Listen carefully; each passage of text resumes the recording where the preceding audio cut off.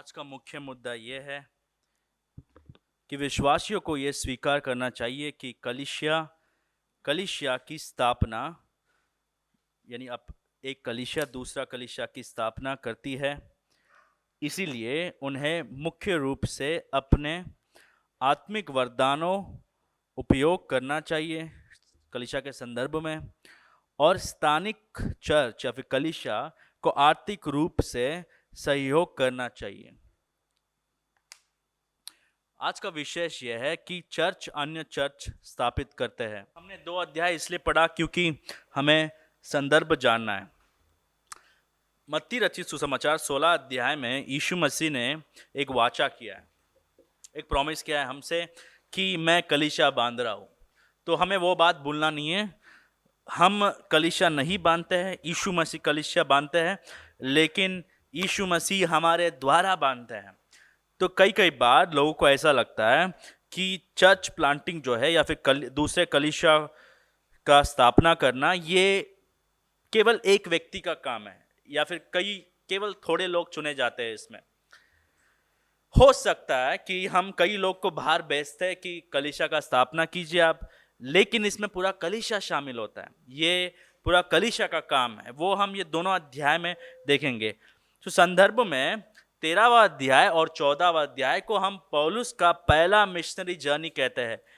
तो एंटियोक से निकला, फिर से एंटियोक को आया, फिर 15वां अध्याय में वो यरूशलेम में, फिर से वो एंटियोक से दूसरे जगह जाता है, राइट, फिर से वो अंतियोक को आता है, फिर तीसरा बार अंतियोक से निकलता है, फिर से वो अंतियोक को आता है। तो ऐसे 3 बार हुआ, इसलिए हम इसको 3 यात्राएं कहते हैं, राइट। अंतियोक से निकलना, फिर अंतियोक को आना। इसमें हमें यह भी दिखता है कि वो अंतियोक का मिशन है, पौलुस का खुद का मिशन नहीं है, राइट। तो यीशु मसीह कलीसिया बांधते और यीशु मसीह हमारे द्वारा, हमारा सहायता से कलीसिया बांधते हैं। और कलीसिया बांधना, राइट, ये परमेश्वर के महिमा के लिए होता है। और कलीसिया बांधना जो है केवल बांध के छोड़ना नहीं है। हम 13वां अध्याय 14 अध्याय में देखते हैं विश्वासियों को परिपक्वता में चलाने के लिए हमें कई प्राचीनों को भी उनके ऊपर रखना चाहिए, ये भी हम देखते हैं। तो इसका मतलब ये है कि चर्च प्लांटिंग का उद्देश्य क्या है? चेले बनाना। मतलब चर्च प्लांटिंग का मतलब मत्ती रचित सुसमाचार 28 अध्याय का पालन करना। चर्च प्लांटिंग का मतलब ये नहीं, या फिर सेवकाई का ये मिशंस का मतलब ये नहीं कि हम केवल पर्ची बांट रहे हैं, आइए यीशु मसीह पर विश्वास कीजिए, वो एक भाग है। लेकिन हम 13वां अध्याय और 14 अध्याय से 3 चीज आपके सामने लाना चाहता हूँ, 3 चीज। और ये 14वां संदेश है ये सीरीज में। अगला हफ्ता हमारा आखिरी संदेश होगा कलीसिया के बारे में, राइट। फिर उसके बाद हम यीशु मसीह के बारे में सीखने वाले हैं, यीशु मसीह का चरित्र और कार्य के बारे में। लेकिन उससे पहले, राइट, हमने बहुत सारे चीज सीख लिया कलीसिया के बारे में। तो हमारे खारघर बाइबल कलीसिया का उद्देश्य क्या है? हम किसके लिए अस्तित्व में है? पहले तो परमेश्वर के महिमा के लिए, दूसरा चेले बनाने के लिए। चेले हम कैसे बनाते हैं? आपस में हम चेले बनाते हैं और हम कई लोगों को बाहर भेजते हैं हम में से, जाओ आप अन्य जातियों के बीच में जाओ, आप अविश्वासियों के बीच में जाओ, आप दूसरे जगह में जाओ जहाँ पर कलीसिया नहीं है, वहां पर जाके चेले बनाइए, राइट। तो वो संदर्भ है। तो दोनों अध्याय में से 3 चीज हम आज सीखेंगे। पहला चीज यह है कि कलीसिया चर्च प्लांटर्स नियुक्त करती है और उन्हें बेचती है। कलीसिया चर्च प्लांटर्स नियुक्त करती है और उन्हें बेचती है। पौलुस, राइट, यहाँ पर सॉल लिखा गया है, पौलुस आके उसका दूसरा नाम है सॉलुस। 2 नाम है ये बंदे का, राइट। कई बार कई लोगों को ऐसा लगता है कि सॉलुस का नाम उद्धार के बाद में पौलुस हो गया। नहीं, ये गलत है। पौलुस जो है वो उसका दूसरा नाम है, उसको सॉल भी कहते हैं, पॉल भी कहते हैं। तो उसका नाम उद्धार के बाद में चेंज नहीं हुआ है, वही है उसका नाम, राइट। उन दिनों में 2 नाम होते थे लोगों का। तो सॉल, पॉल, ये और बरनबास जो है कलीसिया के सदस्य थे। वो लोग प्रेरित थे लेकिन वो लोग सदस्य भी थे। वो लोग अंतियोक कलीसिया के सदस्य थे। अब अंतियोक कलीसिया को किसने स्थापन किया? अगर आप इतिहास देखते हो, अगर आप यही पुस्तक को पढ़ते हो, यरूशलेम में 8वां अध्याय में क्या हुआ? बाधा आ गया, राइट, क्लेश आया। तो कई लोग इतर बितर हो गए, यरूशलेम से बाहर चला गए। यरूशलेम में पहला कलीसिया का उत्पादन हुआ, ये स्थापना हुआ यीशु मसीह के द्वारा।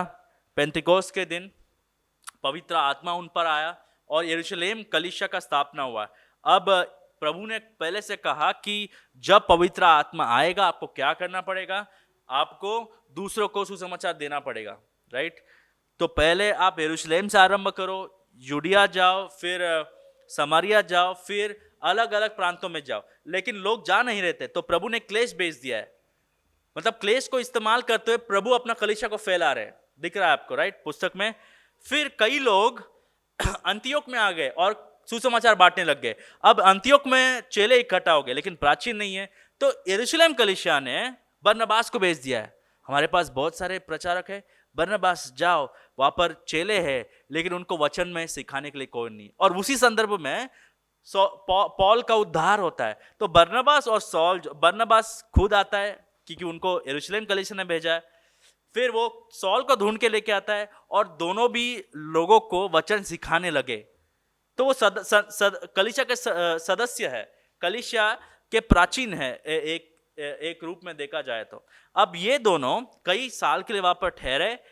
अब ये कलीसिया में और भी लोग आ गए, राइट। अगर आप 11वां अध्याय 12वां अध्याय देखते तो केवल बरनबास और सौल है, लेकिन अब कितने लोग हैं, बहुत सारे लोग हैं वचन बांटने में।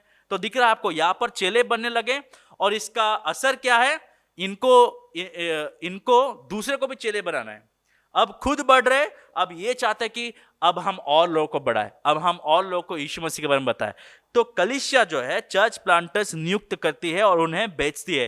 तो जब वो लोग प्रार्थना कर रहे थे, जब वो लोग आराधना कर रहे थे, राइट, पवित्र आत्मा ने उनको कहा कि सौल को और बरनबास को मेरे लिए भेज। तो दूसरा वचन में आप देखते हो, तो देखिए दूसरा वचन 13वां अध्याय, जब वे उपवास सहित प्रभु की उपासना कर रहे थे तो पवित्र आत्मा ने कहा, मेरे लिए बरनबास और सौल को उस काम के लिए अलग करो जिसके लिए मैंने उन्हें बुलाया है। तब उन्होंने का मतलब क्या है, कलीसिया उपवास और प्रार्थना करके और उन पर हाथ रखकर उन्हें विदा किया। तो कलीसिया जो है ये लोगों को पहचानती है और कलीसिया ने भेजा इनको, कलीसिया के लोगों ने भेजा है, राइट। आजकल का प्रथा क्या हो रहा है कि किसी को भी चर्च प्लांटिंग में आने का दिलचस्पी है, तो मुझे सेवकाई में जाना है तो मैं आऊंगा सेवकाई में, राइट। या फिर एक भाई भेज देगा, जाओ आप चर्च प्लांटिंग करो, मैं भेज रहा हूं आपको। ये सब प्रथा बाइबल के विरुद्ध है। बाइबल के अनुसार एक कलीसिया दूसरे कलीसिया का स्थापना करती है, कोई एक संस्था नहीं, कोई एक ऑर्गेनाइजेशन नहीं, कोई एक व्यक्ति नहीं, कोई एक पासबान नहीं। ये उद्देश्य अच्छा है, दूसरे कलीसिया को स्थापना करने का ये उद्देश्य अच्छा है, लेकिन प्रथा क्या है बाइबल में, एक कलीसिया दूसरे कलीसिया का स्थापना करती है। इसलिए पहला मुद्दा यह है कि कलीसिया चर्च प्लांटर्स नियुक्त करती है और उन्हें बेचती है। चर्च प्लांटर्स कौन है? चर्च प्लांटर्स वो लोग हैं जो लोग कलीसिया में है, जो लोग कलीसिया के सदस्य है, कलीसिया उनको पहचानती है, कलीसिया के सदस्य उनको जानते हैं, राइट। ये भाई जो है ये उद्धार पाया हुआ है, ये सुसमाचार जानता है, इसको वचन सिखाना आता है। ये कैसे पता चलेगा? ये हमारे बीच में वचन बांटा, पौलुस और बरनबास ने उनके बीच में वचन सिखाया और उनको लगा कि ये अभी हमारे पास बहुत सारे लोग हैं, अब हम ये चाहते कि एंटियोक में ये एंटियोक ऑफ सीरिया है, एंटियोक ऑफ पिसिडिया में एक कलीसिया आ जाए, डर्बे में आ जाए, आइकोनियम में आ जाए। तो ये कलीसिया और कलीसिया का स्थापना करने के लिए दो भाइयों को बाहर भेज रही है। कौन भेज रहा है? कलीसिया भेज रही है। तो ये प्रथा बाइबल के अनुसार सही है। क्यों? क्योंकि इन्होंने इनका चरित्र देखा, चरित्र में ये सही है, प्रभु का वचन जानते हैं, राइट। इनका उद्देश्य सही है, घमंडी नहीं है। पौलुस और बरनबास को एंटियोक का कलीसिया ने बाहर भेजा है। लेकिन पिछले शताब्दी से क्या हो रहा है, पिछले 100 साल से बहुत सारे पैरा चर्च ऑर्गेनाइजेशन आ गए। इसका मतलब, राइट, जो लोग कलीसिया से जुड़े नहीं हैं, जो लोग ऑर्गेनाइजेशन है, जैसे कि वाइवाम आ गया, राइट। वाइवाम को प्रभु ने चर्च प्लांटिंग करने के लिए नहीं बुलाया है, वो लोग कलीसिया को सहाय कर सकते हैं। बाइबल कॉलेज को प्रभु ने चर्च प्लांटिंग करने के लिए नहीं बुलाया है। अब आज तक 30 साल हो गए कैलवरी बैप्टिस्ट बाइबल कॉलेज में, हमने किसी को भी बाहर नहीं भेजा जाके चर्च प्लांटिंग करो, नहीं, ये हमारा काम नहीं है। हमारा काम ये है कि कलीसिया को सहाय करना। हम कलीसिया के लिए हम कैसे सहायक करते हैं? हम लोगों को वचन सिखाते हैं, हम लोगों का चरित्र बढ़ाते हैं, लेकिन चरित्र कलीसिया में बढ़ता है, राइट। और हम कलीसिया को, राइट, ऐसे नौजवान देते हैं तैयार करके कि देखो हमने तैयार किया, अब आपका अधिकार है, आप इनको भेजो जहां भेजना है आपको। तो बाइबल के अनुसार चर्चेस प्लांट चर्चेस मतलब चर्च अन्य चर्च का स्थापना करती है, बाइबल कॉलेज नहीं करती है। बाइबल कॉलेज को कोई अधिकार नहीं है, ऑर्गेनाइजेशन को कोई अधिकार नहीं है, एक पासबन को कोई अधिकार नहीं है। चर्च जो है वो दूसरे चर्च का स्थापना करती है। तो यहां पर हमें एंटियोक में कई भाई दिख रहे हैं। अब ये भाई को कलीसिया ने भेजा है, ये भाई खुद नहीं गए, राइट। हमारे चर्च को किसने स्थापना किया है? पास्टर नेतन ने नहीं, पास्टर चंद्रशेखर ईडा ने नहीं, कम्युनिटी बाइबल चर्च के हम सदस्य थे, उन्होंने हमें बाहर भेजा, एक व्यक्ति ने नहीं, पूरा कलीसिया ने हमें बाहर भेजा। जाइए, एक हिंदी चर्च की जरूरत है, आप यही जगह का इस्तेमाल कीजिए और एक और चर्च का स्थापना कीजिए। किसने किया? ये एक कलीसिया ने किया। दिख रहा है ये प्रथा?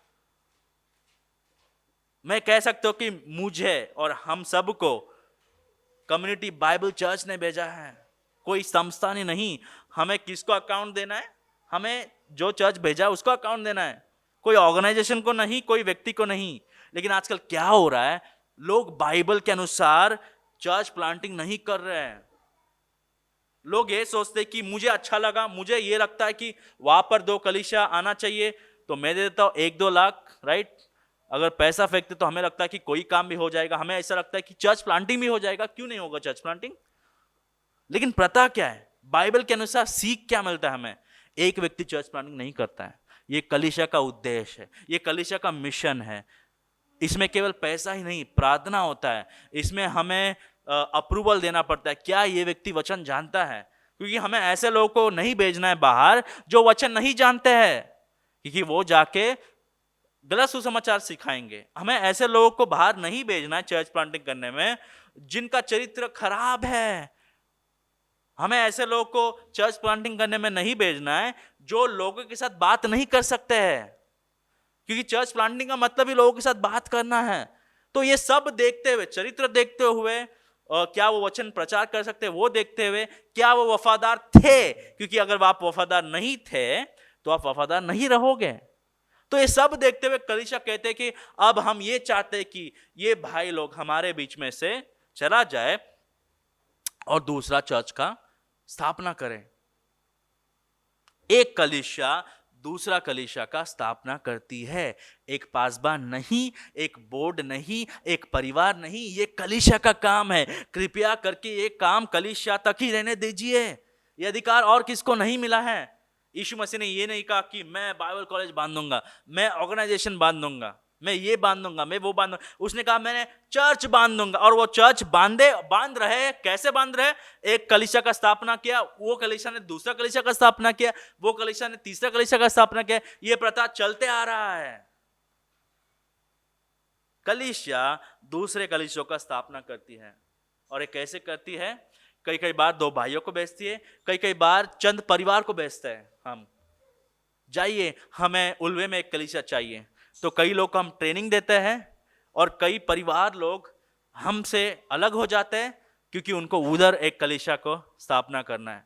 तो ये प्रथा हम 13वां अध्याय और 14वां अध्याय में देखते। तो पहला मुद्दा यह है कि कलीसिया चर्च प्लांटर्स नियुक्त करती है और उन्हें बेचती है। अगर आप सदस्य हैं, हम नया कलीसिया है, लेकिन अब हमको अभी से देखना है कि जब हम बढ़ेंगे संख्या में और जब हम बढ़ेंगे आत्मिकता में, हमारा उद्देश्य ये है, हमारे बढ़ोतरी का उद्देश्य ये है कि हमें और भी कलीसिया का स्थापना करना चाहिए।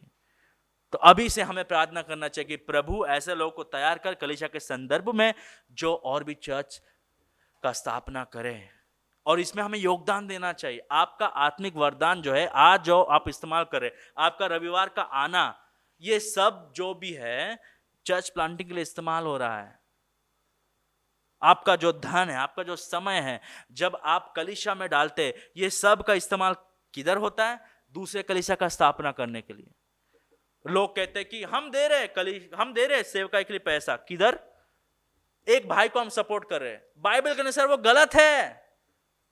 आपका समय, आपका योगदान कलीसिया में आना चाहिए, क्योंकि कलीसिया में सेवकाई चल रहा है और कलीसिया के द्वारा सेवकाई जाता है। कई लोग ये मिशन ट्रस्ट को देते हैं, वो मिशन को ट्रस्ट देते हैं, इसमें कोई गलती नहीं है। लेकिन जब आप कलीसिया को नहीं दे रहे और ये सब मिनिस्ट्री को सपोर्ट कर रहे, इसका मतलब क्या? प्रभु आपने एक प्रथा रखा है, हमको ये प्रथा अच्छा नहीं लग रहा है।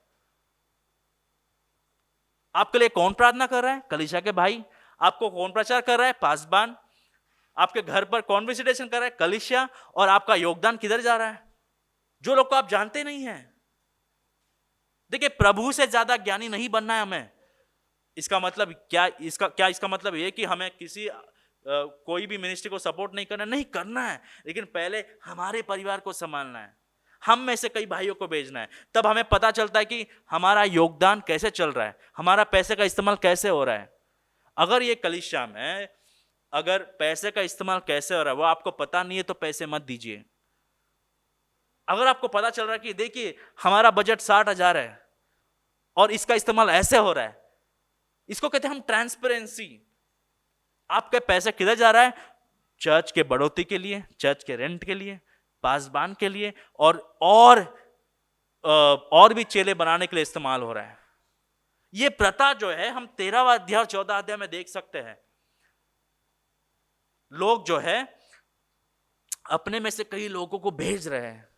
अब अगर आप एक सदस्य हैं तो आपको ये दिशा में सोचना है, आपका दृष्टि ऐसे रहना चाहिए, हमारा कलीसिया का स्थापना हो गया, अब हमारा कलीसिया बढ़ेगा और दूसरों लोगों को भी सुसमाचार सुनाएगा, तो हम कई लोग को भेजेंगे।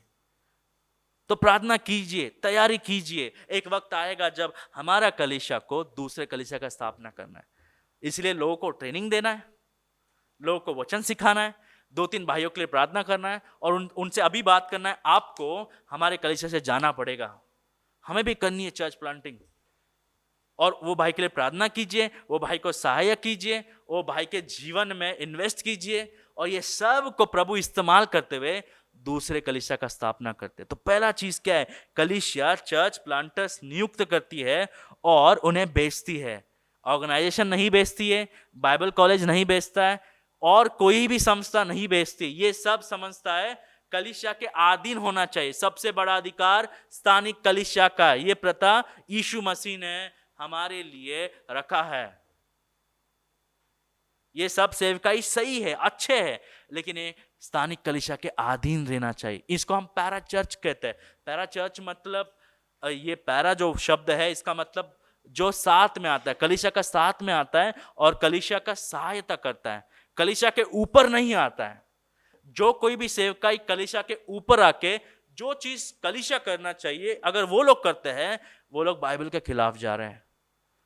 कई बार ऐसे ऑर्गेनाइजेशन में बपतिस्मा देते, वो गलत है। ऐसे संदर्भ में प्रभु बोझ देते, वो गलत है। ऐसे संदर्भ में लोगों को बेचे जाओ चर्च प्लांटिंग करो, वो गलत है। आपको किसने दिया यह अधिकार? बाइबल में हमें यह अधिकार केवल स्थानिक कलीसिया में दिखता है। अंतियोक कलीसिया ने पौल और बरनबास को भेजा, जाइए आप जाके चर्च प्लांटिंग कीजिए, चेले बनाइए, लोगों को सुसमाचार बांटिए। हमारा कलीसिया का उद्देश्य वो है। हम क्यों अस्तित्व में है? खारगर बाइबल कलीसिया क्यों अस्तित्व में है? हम प्रभु को महिमा देना चाहते हैं। कैसे? चेले बनाने के द्वारा और चेलों को परिपक्वता में बढ़ाने के द्वारा। ये हमारा उद्देश्य है। बहुत ही सरल है। हम क्यों इकट्ठा होते हैं? हमें प्रभु को महिमा देना है, हमें प्रभु के लिए जीना है, प्रभु के लिए सेवकाई करना है। कैसे? चेले बनाने के द्वारा और चेलों को परिपक्व बनाने के द्वारा। बस यीशु मसीह आने तक हमारा काम बहुत एक ही है, सटीक है, एक ही है, सरल है। वो क्या है? चेले बनाना, चेलों को बढ़ाना, चेले बनाना, चेलों को बढ़ाना। ये काम किसका है? कलीसिया का है। अगर हम ये काम नहीं कर रहे तो दूसरा संस्था ये काम करेगी और वो बाइबल के खिलाफ है।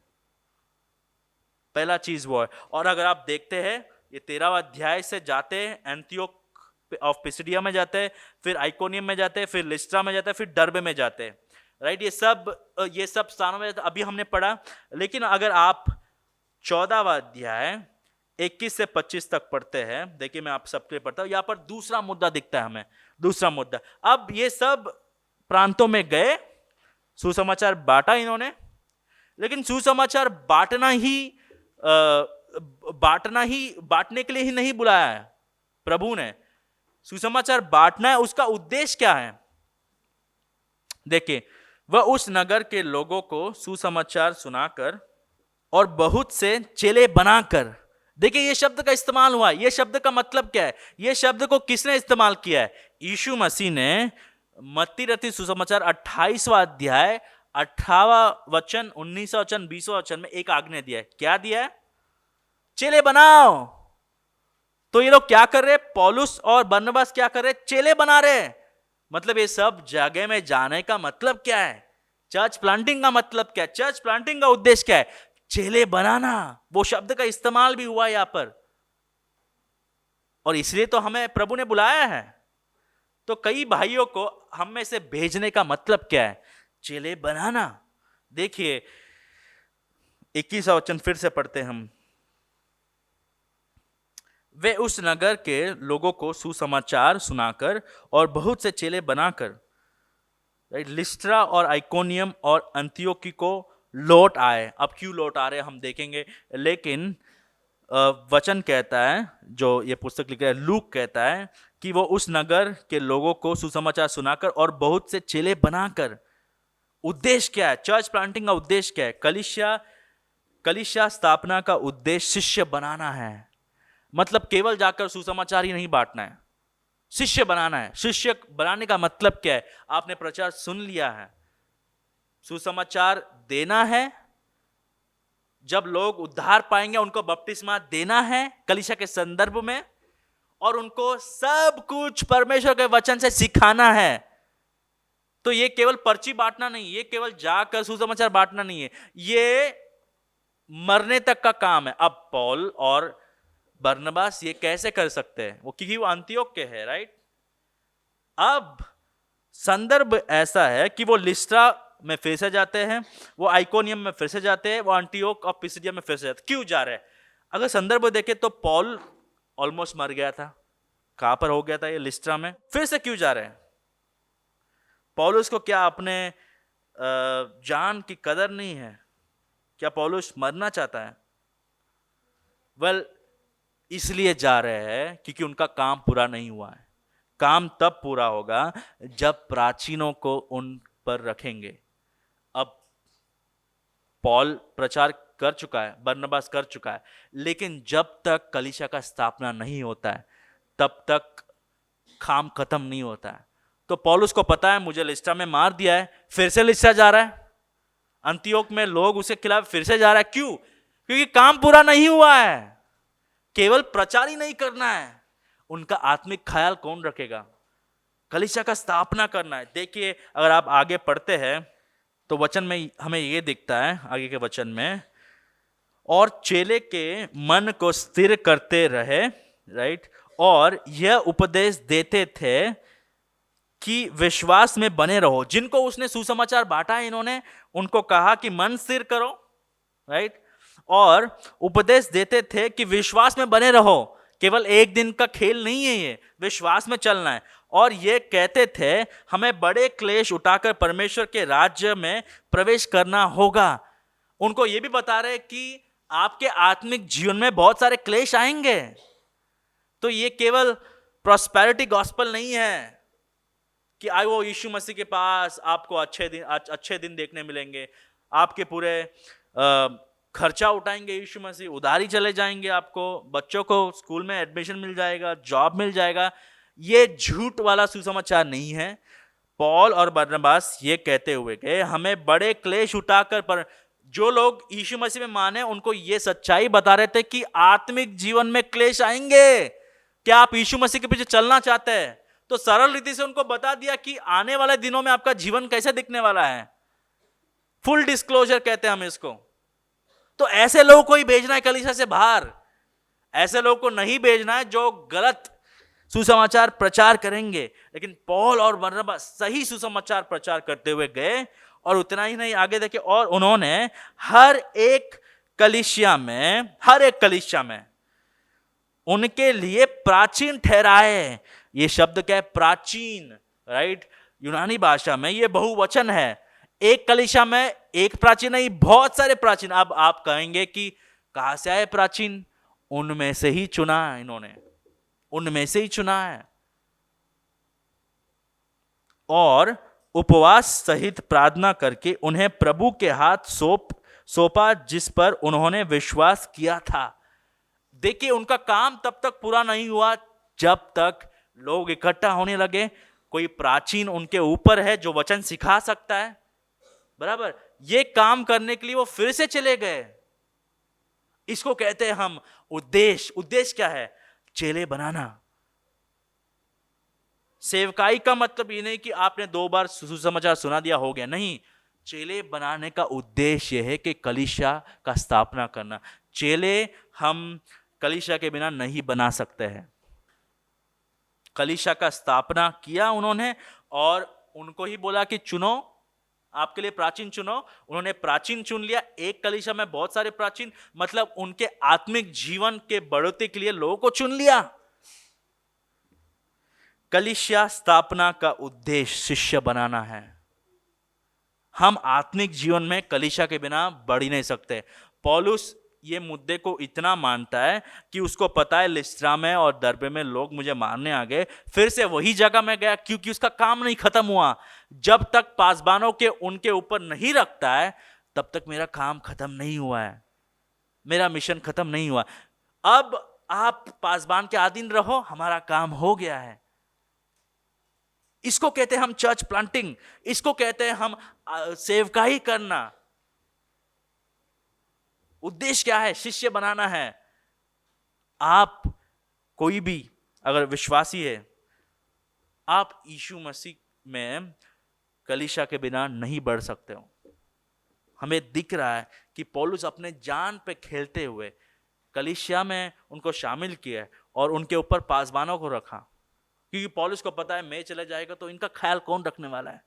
हमें दिख रहा है प्रेरितों के पुस्तक में कि कलीसिया का महत्वपूर्ण बहुत है।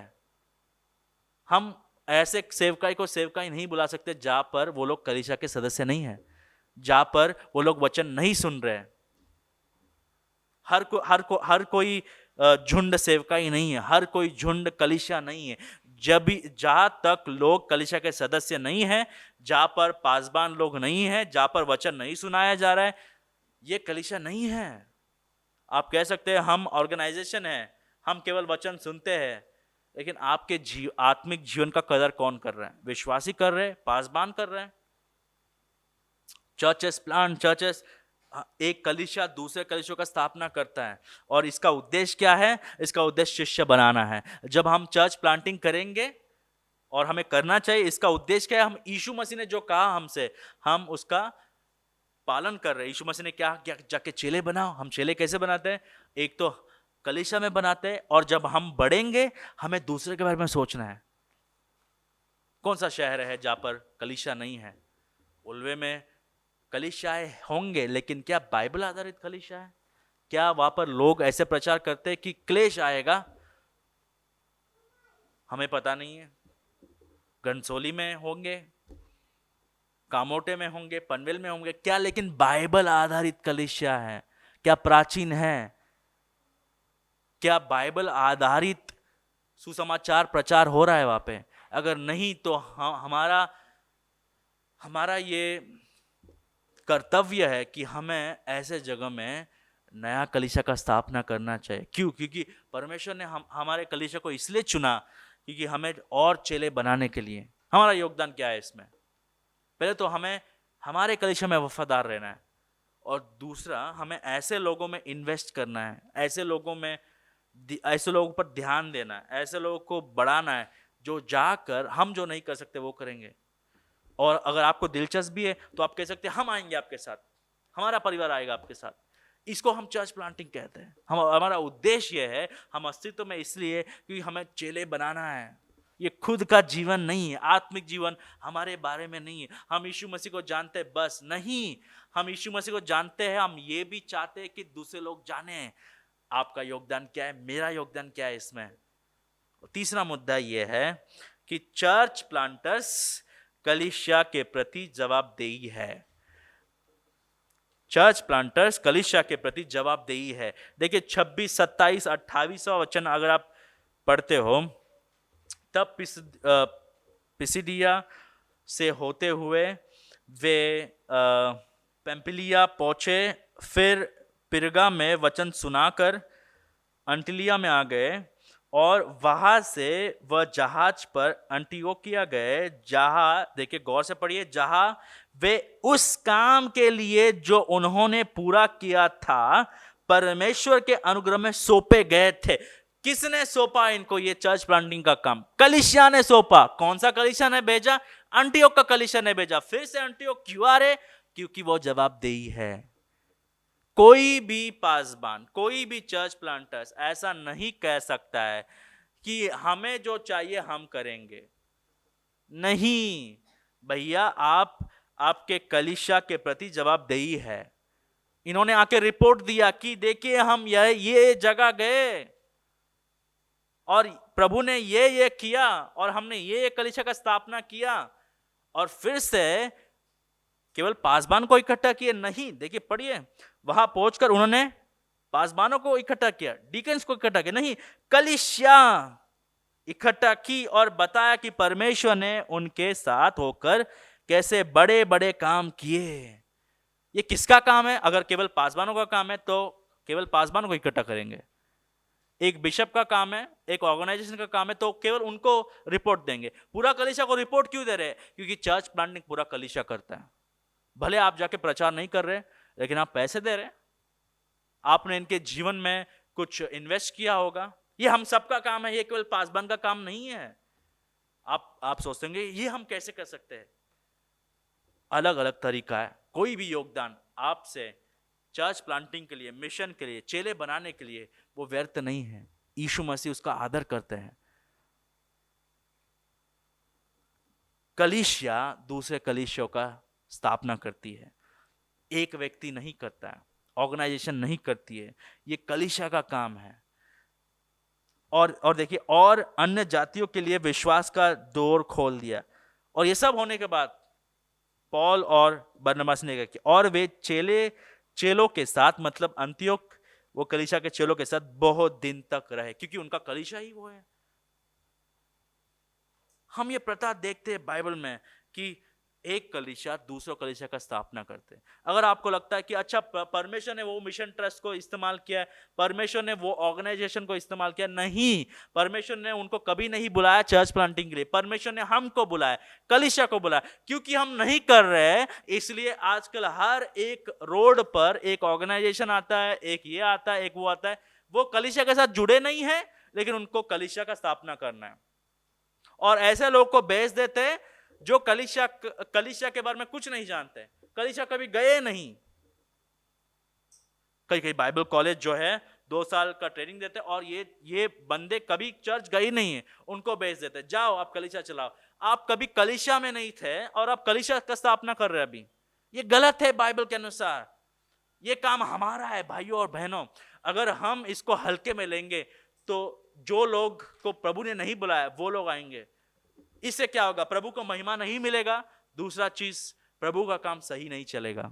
अगर हमें प्रभु को महिमा देना है, प्रभु का कलीसिया को सही से चलाना है, तो हमें करना होगा चर्च प्लांटिंग, हमें बनाना होगा चेला।